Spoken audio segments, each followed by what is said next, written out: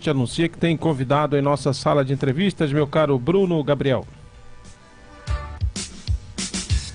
Agora no estúdio, ao vivo, uma conversa esclarecedora com o nosso convidado. Pois é, conforme a gente anunciou, né, no final do bloco anterior, a gente está recebendo Daniel Sebem. Ele é produtor rural, vinha ocupando o cargo de secretário de Estado do Desenvolvimento Rural, que eu falei desenvolvimento econômico aqui no começo do programa, troquei a pasta aqui. E o Daniel, claro, a gente veio pedir para ele comentar aqui, a gente repercutir um pouco mais, saber o outro lado, né, da história da operação Shoyu. Shoyu é soja em japonês, é isso? Bom dia, secretário Daniel Sebem. Bom dia, Kleber. Bom dia a todos que nos ouvem. Primeiro, obrigado pelo seu espaço mais uma vez, pelo convite. Até então, gostaria de dizer que os esclarecimentos sobre esse acontecido, né? Estava esperando definição da situação do cargo público que ocupava, né? Para poder me pronunciar. E agora, aqui, realmente, como produtor rural que eu sou, e não como secretário que eu estava, então posso realmente me pronunciar e quero fazer isso até em função de esclarecer o que aconteceu, enfim, toda essa ocorrência de fatos que acabaram por gerar, aí, principalmente na imprensa e em alguns veículos, uma distorção da interpretação dos fatos. Então, obrigado pela oportunidade para esclarecer. E acredito que, eu não sei japonês, mas shoyu é o molinho de soja, né? Aquele que a gente usa para comida japonesa. Pois é. Deve ser por isso. Aliás, há quem critique o fato de que, às vezes, na hora de batizar uma operação da Polícia Federal, acaba colocando de uma maneira jocosa e, por exemplo, já foi batizada a Operação Pororoca, e aí a nossa Pororoca veio e fica estigmatizada, né? Então... Enfim, mas é a tradição da Polícia Federal de batizar as operações com o nome mais ou menos da área de atuação ali. Enfim, bom, secretário, eu acho que é interessante começar essa sua entrevista e esses seus posicionamentos.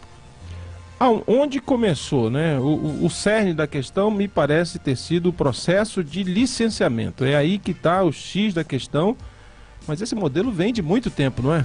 Exatamente, Kleber. Esse é toda a causa, todo o cerne da questão, como você disse. Primeiro eu queria reforçar aqui um entendimento que nós temos, todos os produtores rurais, na ProSoja, toda a assessoria jurídica que nos acompanha desde então, do episódio das multas do IBAMA 2017, e agora isso reforçado nesse episódio de investigação envolvendo essa operação da Polícia Federal, esse processo de investigação, que eu não sei bem o conteúdo, algumas pessoas foram presas, eu acho que precisa mesmo ser investigado, se tem alguma irregularidade, mas dizer que os produtores rurais estão pagando um preço altíssimo, né? Financeiro, moral, institucional, por um conflito técnico entre órgãos de licenciamento municipais, estaduais e federal, principalmente o IBAMA. Conflito de interesses entre eles aí. Um conflito de entendimento técnico, né? Não seria um conflito de interesses propriamente, um conflito de entendimento técnico.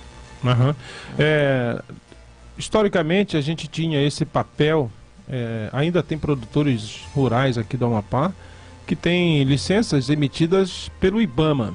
E aí houve um incremento, né?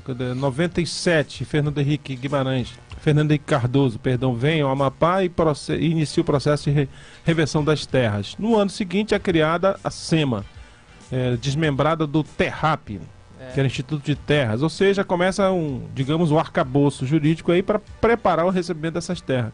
Mas também na legislação federal muda e passa a delegar poderes para órgãos estaduais licenciarem. Eu queria aproveitar que você foi nessa linha, fazer uma retrospectiva, né, traçar uma linha do tempo para que quem está em casa, quem está nos ouvindo no carro e até na internet, né? E quem vai ouvir depois, que hoje em dia a rádio ela reverbera, né? Não é ali mais só ao vivo, né? Pois então, só assiste depois. Eu acho que é importante fazer essa linha do tempo. desde 1998 se licencia dessa forma atividades agropecuárias aqui no Amapá, sendo que ao longo desses anos muito pouca coisa mudou no processo de licenciamento.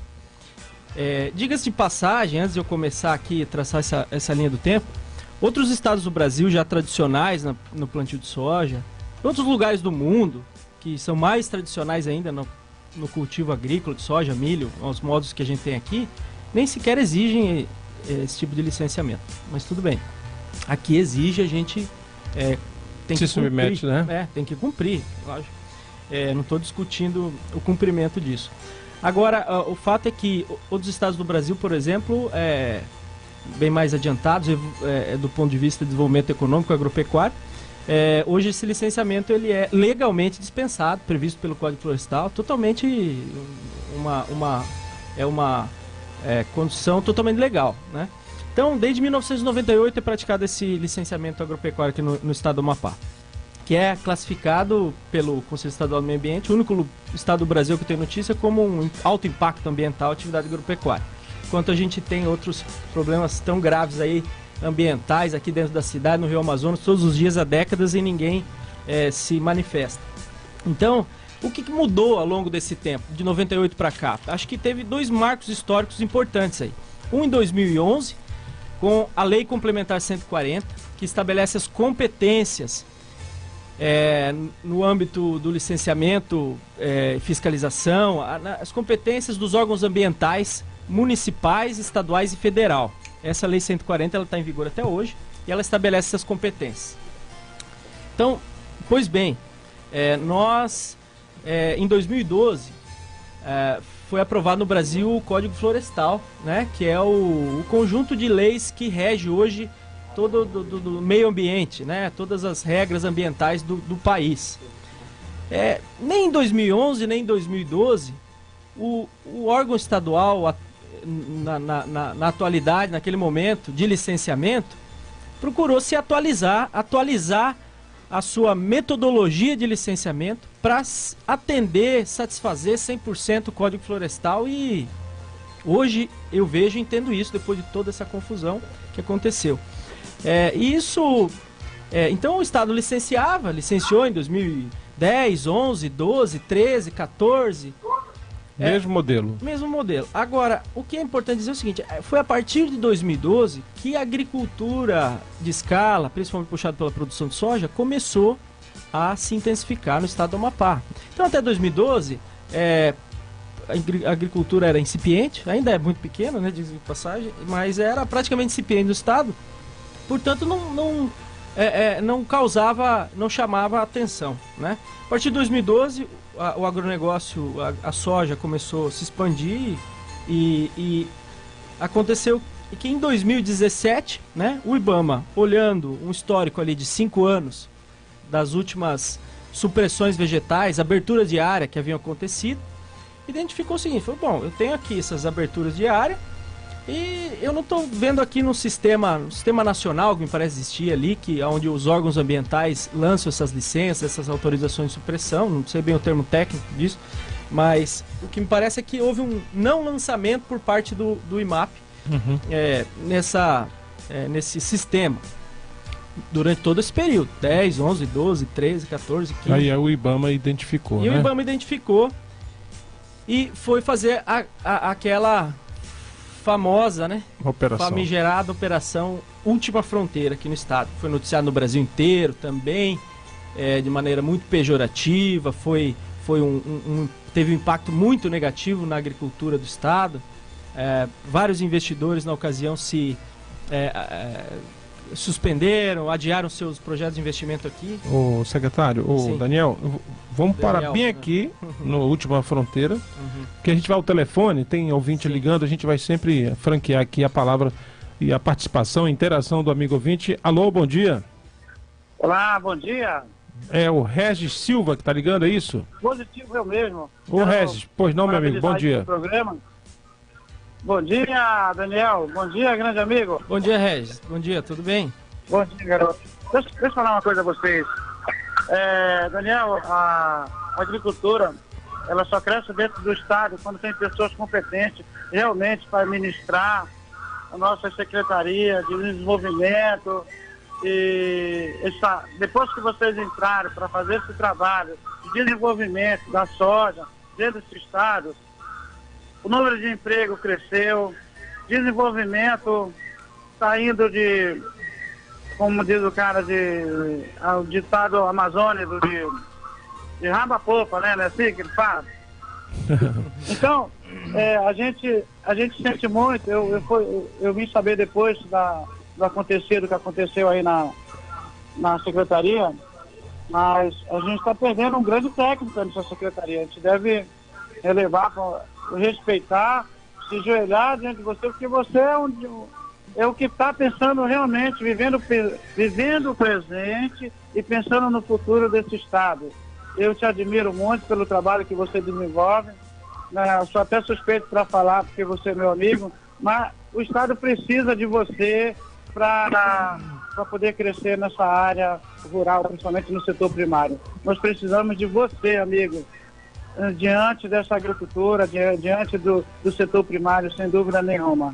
Entendeu? E nós estamos aqui para lhe apoiar, para lhe dar os parabéns, porque nós precisamos andar. O Estado do Amapá precisa crescer, principalmente nessa área primária. Bacana, obrigado.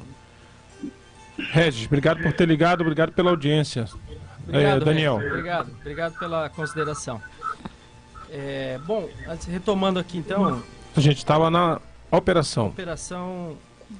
Última Fronteira. Veja bem. Então aconteceu em 2017 essa operação Última Fronteira, que o IBAMA foi em loco, né, verificar essas licenças, aonde ele identificou nas imagens de satélite essas aberturas de área, né? Pois bem, chegando lá, eles identificaram essas lavouras de soja, solicitaram as licenças. Nós apresentamos as licenças emitidas pelo órgão competente para licenciar, né, que é o IMAP. Desde 2006, o IBAMA não emite mais essas autorizações de supressão vegetal, como você falou, que alguns produtores têm. Tudo isso é responsabilidade do IMAP, reforçado pela Lei 140 e tudo mais. Ou das prefeituras. Na verdade, alguns produtores tinham licença do IMAP e outros da prefeitura. Prefeitura de Macapá, principalmente, que a maior parte das licenças municipais que haviam. Que é a única que tinha estrutura assim também para licenciar, porque as outras prefeituras pequenas acho que não conseguiam fazer também. E aí identificou que essas licenças, elas não atendiam totalmente aos critérios que o IBAMA entende, baseado no Código Florestal, claro, como necessários para aquele licenciamento. E aí ele autuou, multando e embargando todas essas áreas de produção de soja. Acontece que isso foi no mês de junho. Tradicionalmente aqui a gente planta nos meses de março, abril. Iniciamos a colheita aí em julho, início de julho, e agosto é forte. Então a gente estava em vias de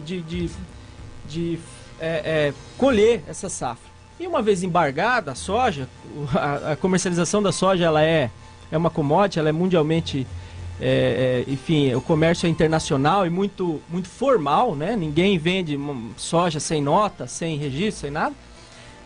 Automaticamente bloquearia a comercialização dessa soja. O produtor não consegue vender a soja em lugar nenhum, para empresa nenhuma, se a área dele estiver embargada pelo IBAMA, certo? Então, isso acarretou um problema gravíssimo, generalizado para todos os produtores de soja do estado, e, ao meu ver, e ao ver das autoridades políticas constituídas naquele momento, das quais nós buscamos, um problema também econômico, social para o estado do Amapá, porque uma safra perdida praticamente levaria ao zero novamente toda a produção de soja que já tinha aí praticamente 5 anos nesse processo de expansão mais consistente. Então, imediatamente, a AproSoja, que é a Associação dos Produtores de Soja do estado do Amapá, soja de milho, da qual eu era o presidente nessa época, né, por isso um dos motivos que eu fui intimado a depor lá na Polícia Federal, né, ao contrário do que até foi vinculado, que eu tinha sido preso e tal. Eu fui intimado a depor, fui com o meu veículo, fui lá, dei depoimentos, esclarecimentos, fui muito bem tratado. Agora, pela delegada que me interrogou, né? Enfim, com todo o profissionalismo. Inclusive me disse o direito de eu não responder nada se eu não quisesse, mas fiz questão de responder as mais de 40 perguntas lá para tentar esclarecer essa situação que eu estou dizendo aqui. Então, então, na verdade, sim, nós começamos, a ProSoja começou a buscar todas as autoridades competentes naquele momento, que pudessem apresentar, primeiro levar o conhecimento de todos e depois tentar receber, construir ter uma instrução, né, por parte deles do que, como a gente poderia proceder. Porque no nosso entendimento, nós estávamos sendo lesados, prejudicados pelo próprio Estado. Isso Estado, que eu digo, meio da safra de 2017. Pelos esses órgãos estaduais, municipais e federais. Isso em plena colheita. Então o que aconteceu, Kleber? Nós imediatamente procuramos o IBAMA aqui, o IBAMA local, para saber como tinha sido isso. Tivemos uma reunião com o superintendente do IBAMA, esteve presente na reunião, muito gentilmente marcou a reunião e compareceu para se entender e se inteirar do tema, o senador Randolph, não é? Conversamos com todas as autoridades do governo do estado ali, na época, o secretário de Meio Ambiente, o secretário do IMAP, a Procuradoria Geral. Isso foi tomando ciência dentro do governo. Fomos conversar com o próprio governador, também recebeu a ProSoja, não é, Celso? O Celso participou, chegou aqui, queria dar bom dia, participou de algumas reuniões lá. E a gente queria registrar que o envolvimento dessas autoridades políticas com quem nós nos relacionamos nessa ocasião foi totalmente institucional, dentro dos melhores preceitos republicanos, eles entendendo que isso era um problema social e econômico para o estado do Amapá e como nós poderíamos, dentro da legalidade, resolver isso.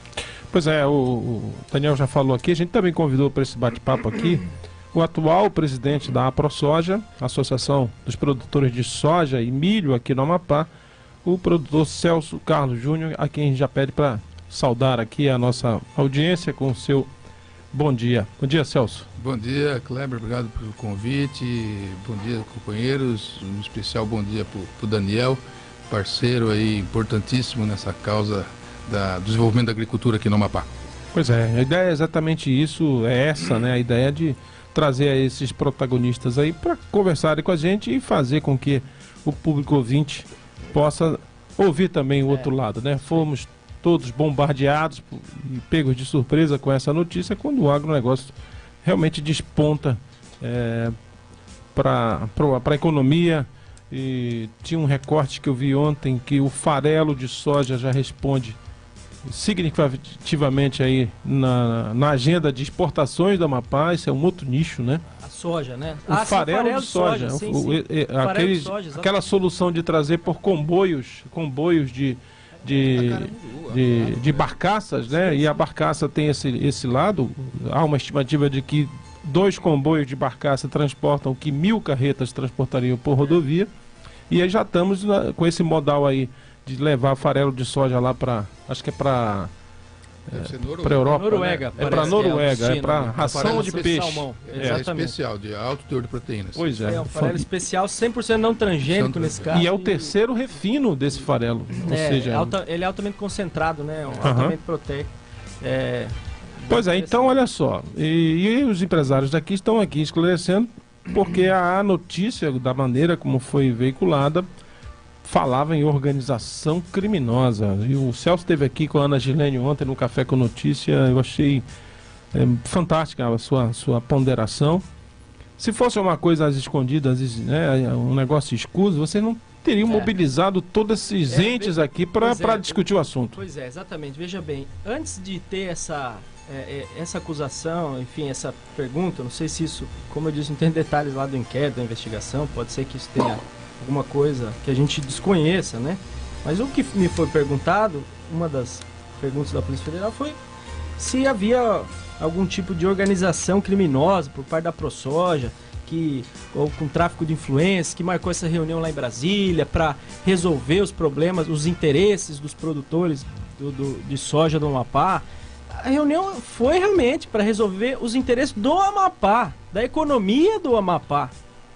E foi amplamente discutida, debatida.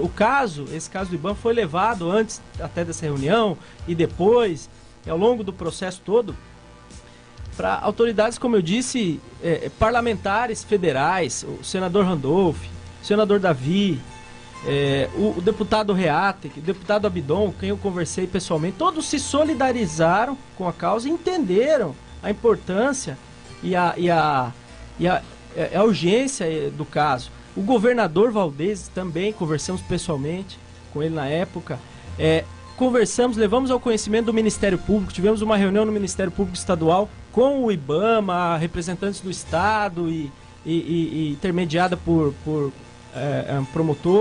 pelo promotor do meio ambiente. Tivemos, levamos depois o caso a algumas reuniões que eu não participei, mas outros produtores, acompanhados de técnicos e advogados, participaram no Ministério Público Federal.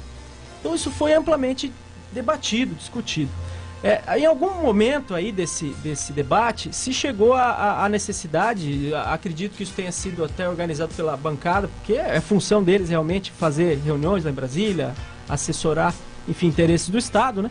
Foi marcado uma agenda em Brasília, no IBAMA Nacional, para que nós conversássemos lá com técnicos, autoridades julgadoras lá, o procurador do IBAMA, como o Celso disse ontem bem na Ana Gilene, ele fez parte dessa reunião lá, estava presidente do IBAMA, não é, Celso? Estavam representantes do governo do estado, da PGE, da SEMA, do IMAP, os titulares das pastas, e 2 representantes do setor produtivo da soja, aqui da ProSoja, que eram o Celso e o Daniel Groy. Então essa reunião ela foi portas abertas, foi oficial, foi marcada e foi para debater o tema e encontrar uma solução legal, não é, Celso? Que desse, que pudesse resolver, solucionar da melhor forma esse problema. Ninguém, veja bem, quer se livrar de um problema que nós criamos. Não é essa a postura do produtor. O que nós entendíamos era que nós tínhamos que tinham nos colocado num problema por conta de indecisões ou de falhas administrativas no processo de licenciamento. O produtor não escolhe a licença. A minha licença, Kleber, levou 2 anos para sair. Eu busquei o órgão competente para licenciar. Eu solicitei abertura de área, produção de soja, todos os manejos, tratos culturais, e ele me deu a licença ambiental única e disse, olha, isso aqui vale, pode trabalhar, pode fazer a limpeza de área, pode fazer tudo, respeitando essas condicionantes. Ô Celso, você que estava nessa reunião que falou o Daniel, saiu dali, de Brasília, a partir dessa interlocução com a presidência do IBAMA, qual o encaminhamento? Então, diversas sugestões foram discutidas. A que mais pareceu possível, rápida e viável naquele instante foi justamente essa de transferir uma nova fiscalização, transferir a ação de uma nova fiscalização e possivelmente uma nova multa.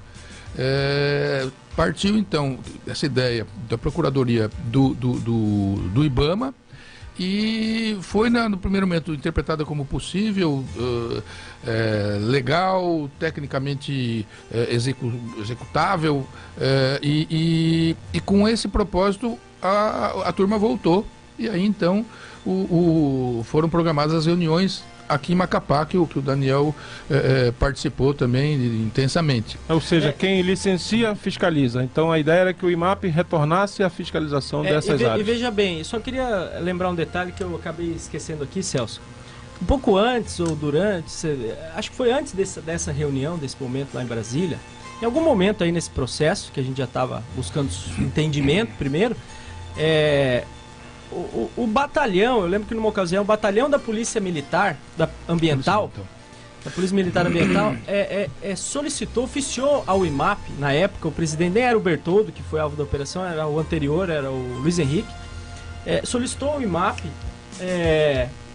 que prestasse esclarecimentos, enfim, sobre a necessidade dessa ASV, dessa autorização de supressão vegetal. Fez uma consulta sendo, assim, formal. Um adendo, um anexo, né? Algo a mais da LAU que ele havia expedido. LAU, A LAU licença ambiental única. E o IMAP respondeu, isso tudo está dentro desse processo judicial que a gente já moveu lá, já ganhamos em primeira instância. O IMAP respondeu dizendo o seguinte, que a LAU, não lembro bem os termos, mas a LAU contemplava a ASV, ou seja, a ASV já estava contemplada nesse processo de licenciamento, que era a licença ambiental única. Então nós entendíamos até naquele momento que o IBAMA tinha cometido uma arbitrariedade, que a gente não deveria ter sido multado. Nós estávamos buscando nosso direito, na verdade, de produzir, que nós temos todo o direito disso, não abrimos mão de jeito nenhum, não importa ideologias, opiniões pessoais, particulares, mesmo de qualquer agente público aqui que possa ter estado nesse processo, é um direito que o produtor tem, conforme e a legalidade, florestal, e né? tem legalidade para isso. Nós estávamos buscando esse direito nosso, de produzir legalmente licenciados pelo órgão competente que nos licenciou.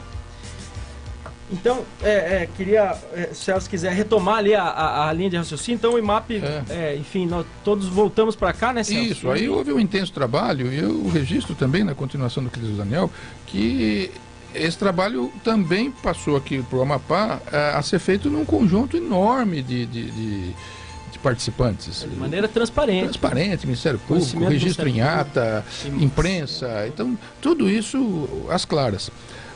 Apenas o caminho dessa substituição de licença não culminou com a execução efetiva ou com o cancelamento da licença do IBAMA, porque numa substituição da presidente por uma licença qualquer, o vice-presidente assumiu e passou a ter o vice-presidente do IBAMA e passou a ter um entendimento diferente.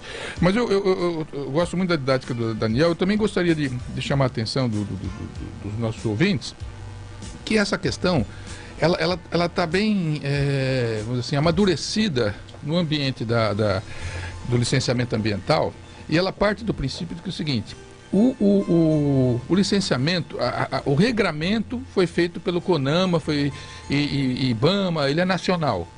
A execução do licenciamento e da fiscalização também está na legislação, que essa execução deve ser feita pelo Estado. Ou município. Ou município. Queria lembrar também que durante esse episódio, nós fizemos a mesma consulta à Secretaria Municipal de Meio Ambiente, perguntando se aquelas licenças que ela havia emitido contemplavam a autorização de supressão vegetal. E ela deu um parecer bem técnico, embasado, muito consistente, dizendo que aquelas licenças da Prefeitura contemplavam sim a autorização vegetal, que o produtor estava apto a fazer a supressão vegetal. Eles disseram isso oficialmente para nós. Lília, fica à vontade, Lília. E então, vocês buscaram qual alternativas para retirar o embargo que estava nessas áreas? Quais foram as alternativas? Com o fracasso desse caminho, que também eu acho que é importante dizer que uma das perguntas, questionamentos da Polícia Federal, o Celso também foi ouvido, pelo menos para mim, foi o seguinte: que esse processo de substituição da multa seria suspeito e ensejaria numa denúncia teria ocasionado uma denúncia de pagamento de algum valor financeiro em troca de algo lícito, ou dessas multas, substituição dessas multas, porque os valores do IBAMA eram maiores e do IMAP eram menores. E eu queria dizer o seguinte, que esse caminho que pareceu para a polícia suspeito, eles estão investigando, fazendo o trabalho, ele não deu certo. Ele não foi assim que nós resolvemos o problema. Tanto que o Celso disse, o IBAMA chegou e disse, olha, assim não vou mais aceitar. Então nós já na iminência da colheita, isso já era julho, né, Celso? A história é longa, mas passou em 2-3 semanas. Já em julho, nós não vimos outro caminho a não ser judicializar as causas, todos os casos, judicializar, pedindo uma liminar para suspensão do embargo. O que mais nos preocupava naquele momento e até hoje não é a multa, são os embargos. E nós queríamos derrubar o embargo para poder colher a nossa soja, comercializar e então discutir o mérito da questão com mais calma. Esse era o nosso posicionamento. E nós conseguimos. A Justiça Federal, em mais de uma vara expediu liminares suspendendo os embargos quase que na totalidade, acho que quase que na totalidade, permitindo que os produtores comercializassem esse produto e enfim, seguissem. E esse processo seguiu na Justiça Federal, com esses documentos que eu estou te falando do IMAP, dizendo que a licença dele valia, da Prefeitura dizendo que a licença dela valia, e alguns juízes, mais de um também, não sei bem como foi a distribuição, porque os processos foram individuais, né? A distribuição costuma ser eletrônica, né? Eu sei que, como foi o meu caso e de outros companheiros, o juiz, a Justiça Federal entendeu, depois ao longo do processo, e nos deu ganho de causa, quer dizer, julgou o mérito da questão aqui em primeira instância, e nos deu ganho de causa. Claro que o IBAMA precisa recorrer disso, o IBAMA ou a AGU, não sei bem, a Procuradoria, é obrigatório, né? É uma questão... Proforme já, né? E isso hoje está no tribunal, mas nós ganhamos aqui em primeira instância essa ação. Queria registrar isso. Olha só, para você que está chegando agora aqui com a gente está conversando aqui com produtores rurais, o Daniel Sebem, e também o atual presidente. Lembrando aqui, inclusive, que ele ganha, a ação dele especificamente já teve resultado positivo no tribunal também, né? Foi julgado o mérito no tribunal em Brasília. Ou seja, em segunda instância já. Segunda instância já. Muito bem, isso de alguma forma resolveu a questão da safra de 2017, mas o problema perdurou, não é? E as ações, vocês mantiveram a defesa no âmbito administrativo do IBAMA? No âmbito administrativo do IBAMA, isso logo, a gente tinha 30 dias para protocolar a defesa, protocolamos, com todos esses mesmos documentos que embasaram a defesa judicial, e veja bem, até hoje o IBAMA não julgou nenhuma. Ao que eu tenho conhecimento, nenhuma. Não deu parecer, mesmo com decisão judicial, até em segunda instância aqui no caso do Celso, quer dizer, o IBAMA, ele se acha... com todo respeito a todas as autoridades, mas mais competente que a Justiça Federal para julgar algo. Então eu acho que ele cabe ao IBAMA, pelo menos o que eu entendo, o Estado Democrático de Direito, da estrutura jurídica nossa, o IBAMA tem que acatar uma ordem judicial e não achar que não, ou se ele tem algo se ele tinha algo a contestar, teve todo o rito processual ao longo do processo na justiça para se manifestar. Foi ouvido, inclusive, foi requisitado documentos. Olha só, e aí veio, né, essa operação, os senhores já foram lá prestar depoimento, prestar informações, né? O fato do processo do IBAMA, o fato dessa operação do IBAMA, além de um processo administrativo, ele também o IBAMA por forma também, como você disse, ele tem que encaminhar isso ao Ministério Público Federal. E o Ministério Público Federal, claro, fazendo o trabalho dele, obrigatoriamente tem que abrir um inquérito criminal, porque para apurar o suposto crime ambiental, que, diga-se de passagem, aqui nunca, em nenhum das decisões de mérito, se falou em crime ambiental. Houve uma falha administrativa por parte dos órgãos de licenciamento, ou uma falha de entendimento por parte do IBAMA na operação, eu não sei. Agora, o fato é que essas multas, esses embargos, uma vez derrubados, eles têm que ser, como eu disse, acatados, né? Acatados pelo IBAMA. E na verdade ainda não foi acatado, e esse processo correu na Justiça, chegou à Polícia Federal. Agora, o que me pareceu também que aconteceu, alguns produtores, inclusive, antes de mim, dessa operação aqui, foram chamados a depor já na Polícia Federal, respondendo a esse inquérito, né? Agora, o que eu fiquei muito triste, muito chateado, e estou até agora, né? É porque de tudo isso que aconteceu, quem teve a imagem mais exposta e de maneira negativa e com enfim, consequências mais que repercutiram de maneira mais estrondosa foi o meu caso, coincidentemente, que não tem nada a ver o processo, isso aqui que aconteceu, coincidentemente eu estar ocupando nesse momento um cargo público na Secretaria de Desenvolvimento Rural. Então, claro, entendo meu papel naquele momento de homem público, ocupando o cargo público, tenho que responder à sociedade. Agora, isso é um prejuízo para a imagem e para, enfim, a gente que... Eu não tenho preocupação nenhuma com o cargo. Se o governador quisesse, inclusive, me manter, inclusive falei para ele, fique à vontade, eu nem tinha pretensão de continuar, acho que não tem ambiente, acho que não, isso me desestimulou, me deixou profundamente chateado e e desestimulado para seguir com o trabalho que pretendia fazer na secretaria. Mas, enfim, agora é tocar o barco, e o que me preocupa mais não é o cargo, não, é a minha imagem, é o meu nome, minha reputação. Isso aqui é mais... por isso que eu estou aqui hoje dando esses esclarecimentos também, apesar de achar que não devo esclarecimentos. Eu queria até agradecer eu devo a meus amigos, minha família, mas nenhum deles, em momento nenhum, desde quando aconteceu o fato, deixaram de demonstrar apoio, solidariedade, confiança na minha conduta, em tudo que eu fiz. Eu também estou confiante em tudo que eu fiz, tudo que nós fizemos na ProSoja, tudo que foi feito, não tem nada a esconder. E acho que nós vamos conseguir trazer a verdade de todos os fatos. Falar em apoio na manifestação do presidente atual da ProSoja, o Celso Carlos Júnior, a manifestação, a nota falava exatamente disso, de apoio administrativo, apoio jurídico, né, e apoio pessoal, que é o que vocês têm feito. Então, eu queria saber como é que a sua entidade vai tocar agora essa defesa e essa proteção aos interesses dos associados, que é mais do que legítimo, qualquer entidade de classe trabalha em prol dos interesses da classe.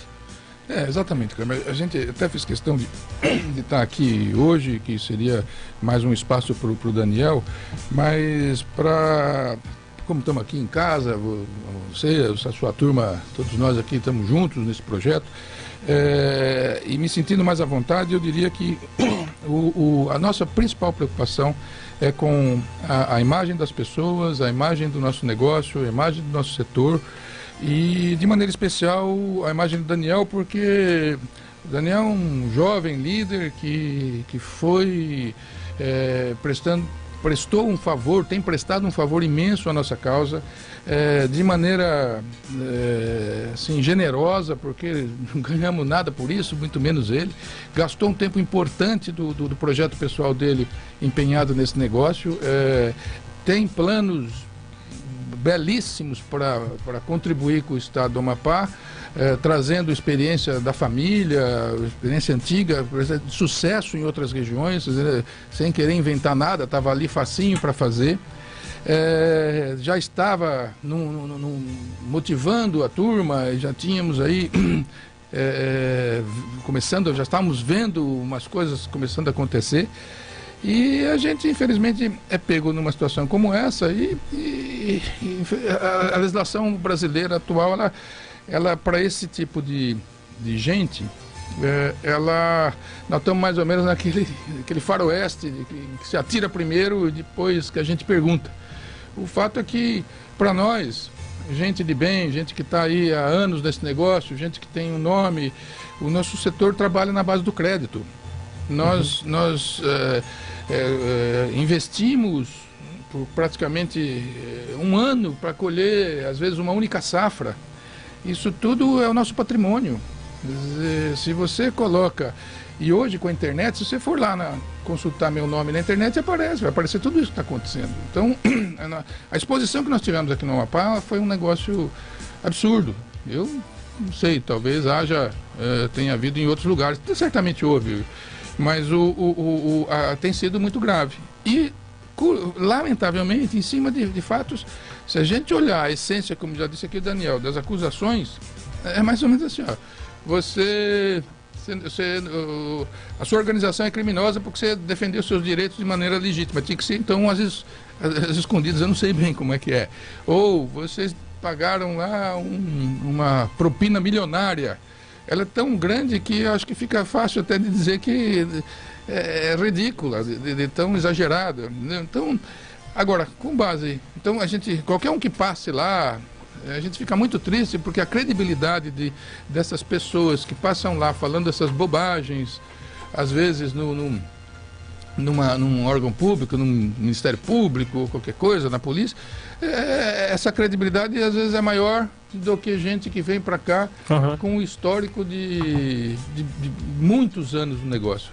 Então eu apoio o Daniel, eu só queria concluir dizendo o seguinte, que o Daniel tem o nosso total e irrestrito apoio e a nossa enorme gratidão por esse tempo todo que tem nos ajudado, e eu não canso de repetir que a filha do Daniel nasceu em Macapá.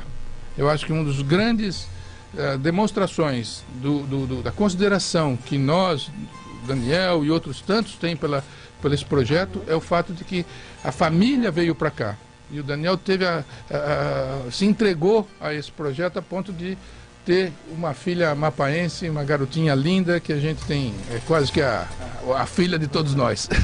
A gente tem recebido aqui algumas mensagens, telefonemas aqui para o nosso WhatsApp, 991 57 0022. Marcelo Crião está ligando aqui para a gente. Ô secretário, bom dia.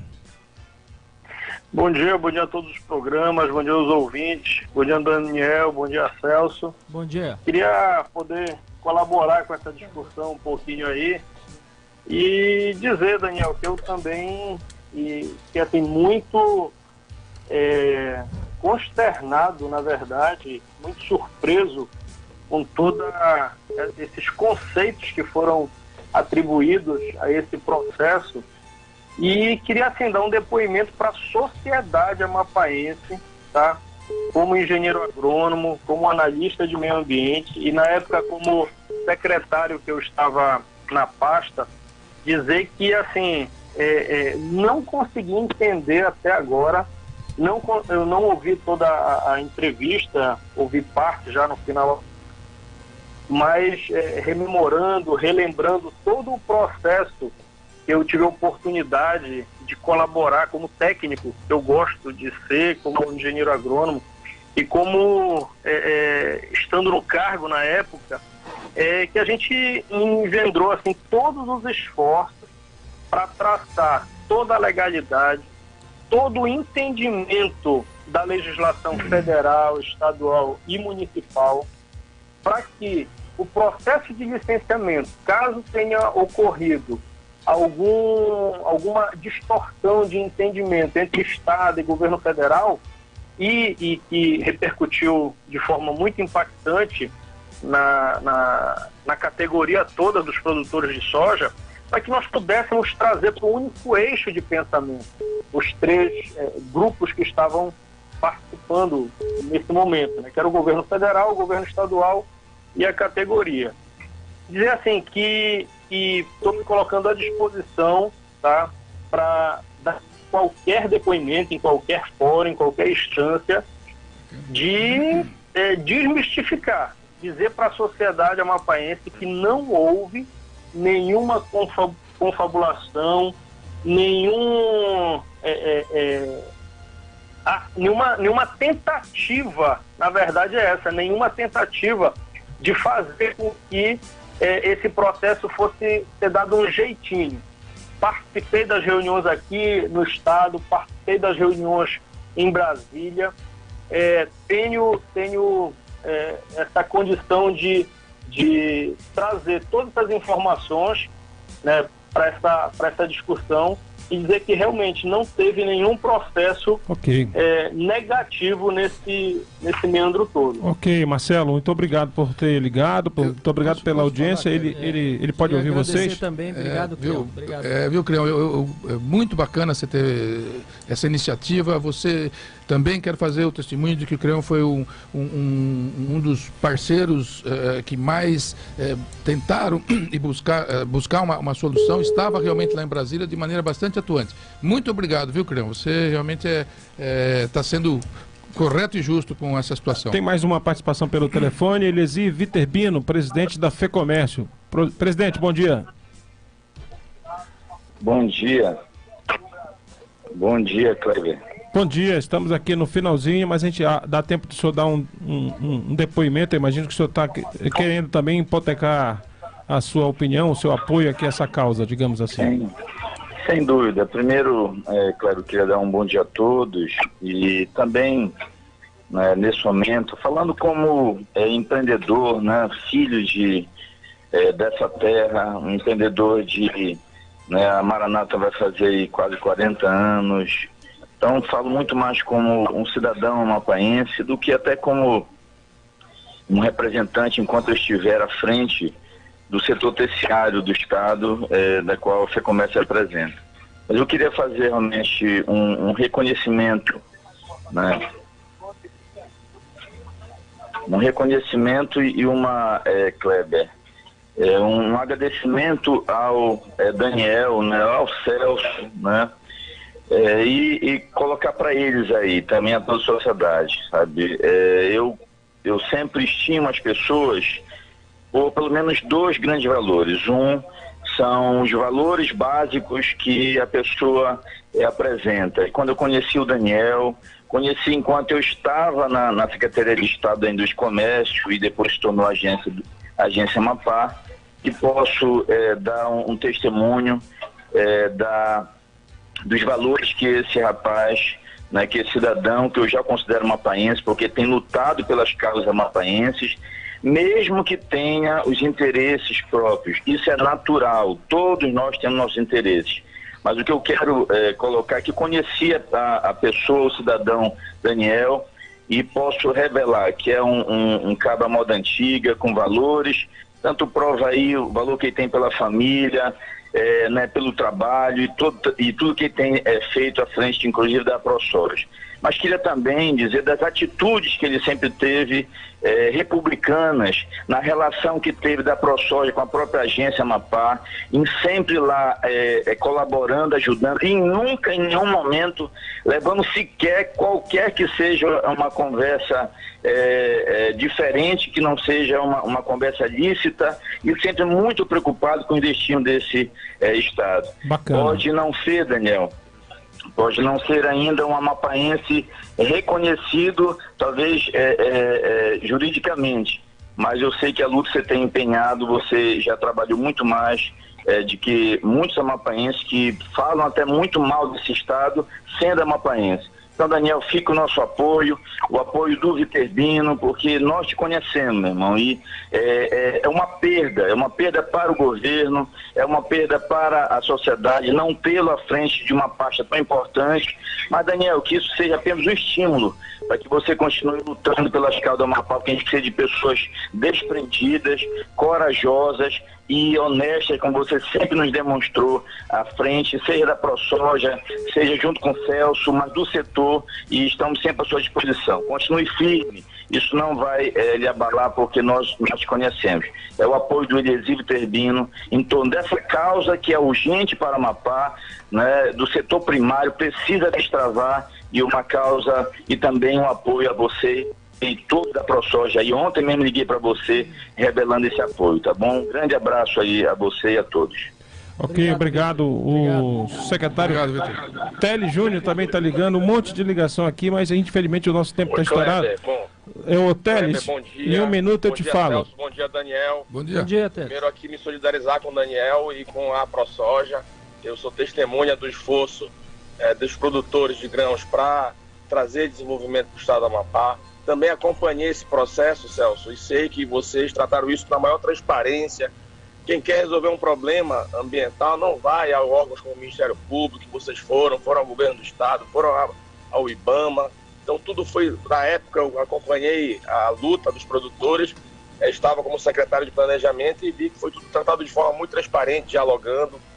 E quero também me colocar à disposição aí, Daniel e Celso, para poder ser o testemunho do trabalho que vocês fizeram à época para tentar reverter aí aquele problema que houve junto ao IBAMA. Entendo que a gente precisa desenvolver o Amapá, que não há um caminho de desenvolvimento do Amapá que não passe pela produção de grãos e pela capacidade empreendedora de pessoas que se dispõem a vir ao Estado investir, gerar emprego e, acima de tudo, que acreditam no Amapá. Ok, obrigado, secretário Tele Júnior. Muito obrigado, Telinho. Obrigado, Teles. O nosso tempo estourou. O doutor Wagner Gomes já está aqui com a turma das togas e das becas. E a gente queria realmente, a gente se propunha exatamente isso, tentar avançar um pouco mais no debate, e aí depoimentos espontâneos, ligação, todo mundo hipotecando apoio, e a gente está aqui na torcida mesmo, que o tempo vai provar e a verdade há de prevalecer. Daniel Sebem, obrigado por ter vindo aqui, sucesso. Obrigado, Kleber, realmente eu confio nisso que você falou, acho que tudo vai ser esclarecido, confio em Deus primeiramente, confio também no trabalho da Justiça, do Ministério Público, da Polícia Federal. Acho que isso tudo vai ser esclarecido da melhor forma. E quem tem algo a pagar, eu não sei, como eu disse, a gente não conhece todo o teor da investigação. Se alguém fez algum ato ilícito em qualquer um desses momentos, que Que seja responsabilizado, que seja né? responsabilizado, realmente. Celso, obrigado também. Muito obrigado, viu? Aqui é o Amarildo Porto. Ele é membro do Conselho Estadual do Meio Ambiente. Também diz que a culpa não é dos agricultores, é do IMAP, desse processo arcaico, né, de licenciamento que está sendo revisto. Então diz aqui Amarildo Porto. Obrigado também. E outras mensagens que vão chegar aqui. E aqui... Oi? E aqui na nossa live também, dizendo que também teve manifestações de apoio do Frontur Rodrigues e do Isoclei Kobayashi. Eles estão aqui também manifestando apoio a toda essa causa. Seu colega também de associação comercial, né? Você é da associação comercial ou FEComércio? Os dois. Associação comercial. O Edevaldo Xavier, que é diretor também, transmite a nossa solidariedade ao Daniel e ao presidente Celso. O grupo Center Kennedy apoia aqueles que vêm ajudar o Amapá a se desenvolver. Edevaldo Xavier. Muito obrigado.